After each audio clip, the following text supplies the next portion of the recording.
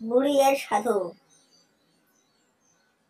বুদ্ধি ও শিয়াল নামৰ সাধুটো।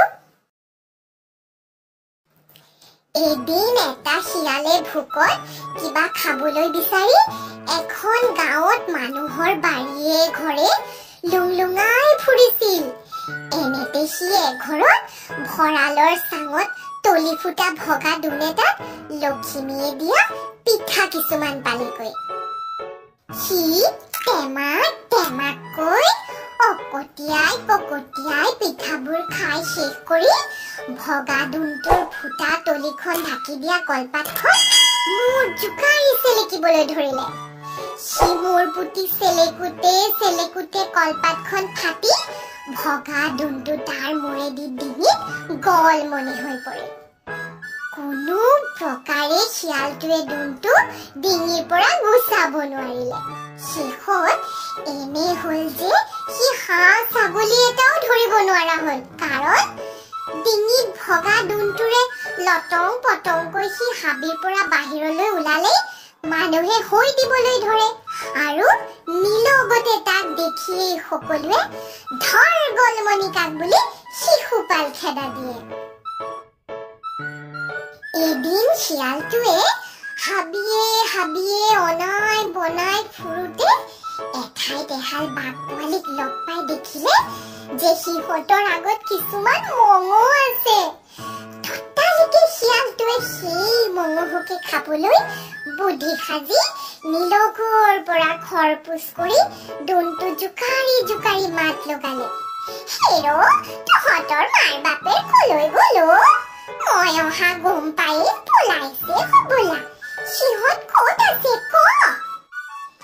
শিয়ালটোৰ গেৰেহ কথা শুনি বাঘ পোৱালি দুটাই ভয়ত খুচমুচ খাই কোমল মাতেৰে উত্তৰ দিলে, আমাৰ আই বোপাই চিকাৰলৈ গৈছে।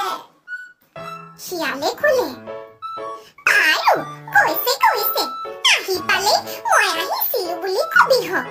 চাচোন তহঁতৰ বাপেৰে কাহানি এইটো দোণেৰে মোৰেদো ধন ধাৰে আনিলে, আজিলৈকে সি মোক সেই ধন উভতাই দিয়া নাই। মই আজি সৰব ৰব নোৱাৰো, সি আহিলেই তহঁতে তাক এই কথা কবি। মোৰ ভোক লাগিছে, হেৰ কিবা আছে যদি চাচোন মই খাওঁ। শিয়ালে এই বুলি পোৱালিলৈ মাক বাপেকে থৈ যোৱা মঙহখিনি খাই নিজৰ পেট পুৰাই গুচি গল। নিতৌ বাঘ আৰু বাঘিনী চিকাৰলৈ গলে শিয়ালে আহি পোৱালি কেইটাক ভাবুকি দি টিপতে সিহঁতৰ ভাগৰ মঙহখিনি খাই গুচি যায়। এইদৰে ভালেমান দিন যোৱাৰ পিছত পোৱালি কেইটা শুকাই গৈ চেৰেলা হোৱা দেখি বাঘিনীয়ে কথাটো টং কৰি চালে, ইহঁতে কিয় এনেকুৱা হৈছে? আমি ইহঁতলৈ থৈ যোৱা মঙহ আমি ওলাই গলে কোনোবাই ইহঁতক ফাঁকি দি খাই নেকি? বাঘিনী এইদৰে ভাবি গিৰিয়েকক কলে, শুনিছানে বোলো, আজি পহু মাৰিবলৈ যাব নালাগে, ময়ে অকলে যাওঁ। আমি নথকা তিয়ালৈ কোনোবা আহেনে নাহে চাবলগীয়া হৈছে। আজি তুমি লুকাই চাই থাকা। এই বুলি সেইদিনা বাঘক থৈ বাঘিনী অকলেই চিকাৰ কৰিবলৈ গল। আনদিনাৰ দৰে সেইদিনাও বাঘ পোৱালিৰ আগত ভগা দোণ জোকাৰি ফাং ফুংকৈ মঙহ খাবলৈ কাৰবাৰ কৰোঁতে নিলগত লুকাই থকা বাঘে শিয়ালৰ কাণ্ড দেখি সকলো বুজিব পাৰি হাউৰি মাৰি শিয়ালক খেদা মাৰি নিলে। টেঙৰ শিয়ালে কেতিয়াবা এনেকৈ সি ধৰা পৰিলে কি কৰিব সেই বুদ্ধি আগৰে পৰা আলোচি ঠিক কৰি থৈছিল।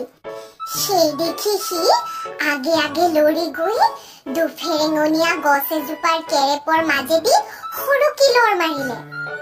বাঘ কুবেৰে সেই কেৰেপৰ মাজেদি সৰকি যাব খোজোতে কেৰেপত চেপা খাই থাকিল। বাঘে কেৰেপৰ পৰা ওলাবলৈ যিমানকৈ চাটি ফুটি ধৰফৰ কৰিবলৈ ধৰিলে সিমান টানকৈ তাত সি খাজ খাই চেপা খালে। বাঘৰ চিঞৰত হাবি তল ওপৰ লাগি পৰিল। মৌ গৰু পহু আদি জন্তুবোৰ চাৰিওফালে ফিৰিঙতি ভগা দি ভাগিল বাঘৰ চিঞৰ শুনি বাঘিনীও লৰি আহি সেইখিনি পালেহি শিয়াল অলপ দূৰতে থিয় হৈ আছিল সি বাঘিনীক দেখি কবলৈ ধৰিলে চাচোন তোৰ গিৰিয়েৰক কেনে খালত দিলো লোকৰ ধন ধাৰলৈ আনি খুজিবৰ মন নগৈছিল এতিয়া কেনে পালি তোকো মাৰিম বাপেৰে তই ভালে ভালে দিয় যদি মোৰ ধন দে ধন নাই যদি মোৰ তলতীয়া হৈ থাক 7 বছৰ মানি ফুৰ নহ'লেতো ৰক্ষা নাই নিশ্চয় জানিবি তোৰ পোৱালি কেইটাকো আজৰি কৰিহে এৰিম এনেতে বাঘটো ধৰফৰাই মৰিলে বাঘিনীয়ে একো উপায় নাপাই শিয়ালৰ অধীন হ'ল সিদিনাৰ পৰা শিয়ালে মুকলিমূৰীয়াকৈ নিৰ্ভয়ে পৰৰ মূৰত খাবলৈ ধৰিলে সি বাঘিনীক চিকাৰলৈ পঠিয়াই আৰু ঠেঙৰ ওপৰত ঠেং তুলি ডকুচি খায় ইয়াৰ কিছুমান দিনৰ পিছত বাঘিনীয়ে চুং সলাবৰ হ'ল বাঘিনীয়ে পোৱালি দুটাক লগত লৈ নৈ এখন পাৰ হৈ আন এখন হাবিলৈ যাবলৈ কাৰবাৰ কৰিছে শিয়ালো ওলাল বাঘিনী আৰু পোৱালি দুটা নৈত সাঁতুৰি পাৰ হৈছে শিয়ালেও নিজৰ মান ৰাখিবৰ নিমিত্তে মৰু জীউ সুৱাদিকৈ পানীত পৰিল নৈৰ সোঁতত পৰি শিয়ালে থৰজুগুটি এৰি তলং ভটং কৰি কক বকাই উঠি যোৱা দেখি বাঘিনীয়ে তাক থাপ মাৰি ধৰি লৈ গ'ল শিয়ালে বামলৈ উঠিয়েই বাঘিনীক ভেকাহি মাৰি ক'লে তই মোক কেলৈ তুলি আনিলি ঐ তোক কোনে তুলিবলৈ মাতিছিল তহঁত তিৰোতাবোৰৰ যদি অকণো বুদ্ধি আছে বোলো মোক চল কোঁৱৰে ইয়াৰে চাইডত ধন দিব লাগে সি মোক দেখিলে সদায় পলায় আজি সি বুঢ়াৰ হাতত চিঙিলি পৰিছিল তাক দেখা পাই ভালকৈ ধৰিছিলো বোলো আজি মোৰ ধনবোৰ তাৰ পৰা উলিয়াই নেৰো সেই দেখি তাৰ সৈতে মোৰ চোটাপুটি লাগিছিল তই সকলোবোৰ ভ্ৰষ্ট কৰিলি হয় তইনো কিয় আগবেটা দি ধৰিছিলি কচোন সেইদৰে ছল বুদ্ধি কৰি শিয়ালে নিজৰ মান ৰাখি আকৌ বাঘিনীৰ লগত ঠাই ললে বাঘ পোৱালি দুটা লাহে লাহে জনা বুজা হৈ উঠিল চিকাৰলৈ যাওঁতে সিহঁতে মাক আৰু শিয়ালেৰে সৈতে পাল পাতি ললে শিয়ালৰ পালৰ দিনা শিয়ালে সিহঁতক নানা চলাহী কথা কৈ গা সাৰে এদিন শিয়ালে এৰাব নোৱাৰি বাঘিনীৰে সৈতে পহু মাৰিবলৈ ওলালে শিয়ালে বাঘিনীক ক'লে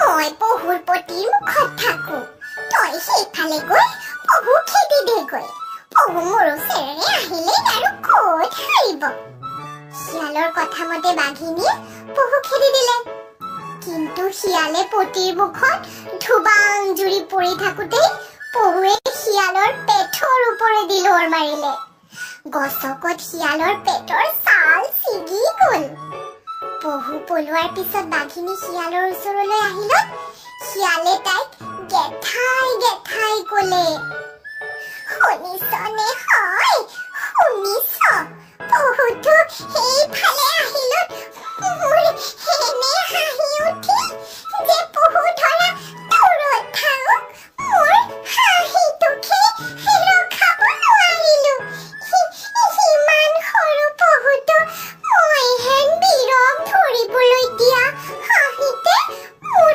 পেট ফুটি পেটুনাৰি ছিগি ওলাই যাবলগীয়া হৈছিল এইবাৰো শিয়ালে বুদ্ধিৰে জিকি আকৌ কিছুমান দিন বাঘিনীৰ লগতে বহি খাবলৈ পালে এইদৰে কিছুমান দিন থাকোঁতে বাঘ পোৱালি দুটাই লাহে লাহে শিয়ালৰ টেঙৰালি বুজিব পাৰি তাক ধৰা পেলাবলৈ চান দিলে এদিন ৰাতি নিলগত আন শিয়ালে হোৱা দিয়া শুনি এই দোন পিন্ধা শিয়ালটোৱেও লোভ সামৰিব নোৱাৰি হোৱা দিবৰ মনেৰে বাঘৰ ওচৰৰ পৰা আঁতৰি যোৱা বাঘ পোৱালি দুটাইও তাৰ আঁতিগুৰি ল'বলৈ সি নেদেখাকৈ মনে মনে তাৰ পাছে পাছে গৈছিল আৰু যেতিয়া সি আঁতৰ হৈ নিশ্চিন্ত মনে হোৱা দিলে সিহঁতে তাক ধূৰ্ত শিয়াল বুলি মনত খোকোজা নথকাকৈ জানিব পাৰি একে চুচাই খেদি নি ধৰি ঠেকেচি মাৰি পেলালে। সাধুটোক কেনেকুৱা পালে লাইক কমেণ্ট শ্বেয়াৰ কৰি জনাব, লগতে ছাবস্ক্ৰাইব ক্লিক কৰি দিব আৰু মোৰ টেলিগ্ৰাম চেনেলটো যাওক আৰু সাধু কথাবোৰ ডাউনলোড কৰক।